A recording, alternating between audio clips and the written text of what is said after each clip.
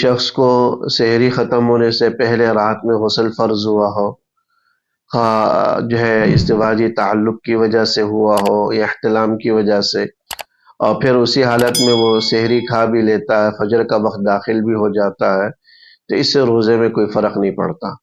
روزے میں اس کی وجہ سے کوئی فرق نہیں پڑتا۔ بہتر ہے کہ فجر کا وقت داخل ہونے سے پہلے آدمی غسل کر لے،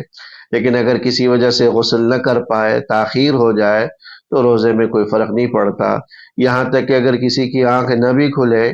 اور اس پر غسل فرض تھا، آنکھ نہیں کھلی یہاں تک کہ فجر کا وقت داخل ہو جائے، تب بھی روزے میں کوئی فرق نہیں پڑتا۔ اس کے بعد وہ نیت کر کے، اسی حالت میں نیت کر کے روزہ رکھ سکتا ہے۔ اسی طرح دن کے وقت میں کسی کو جو ہے سوتے میں غسل فرض ہو جائے تو خود بخود ہو جائے، تو اس سے بھی روزے میں کوئی فرق نہیں پڑتا، روزہ اس کا درست ہے، غسل کر کے روزے کو برقرار رکھ کر اپنے جو ہے نا وقت پر افطاری کر سکتا ہے۔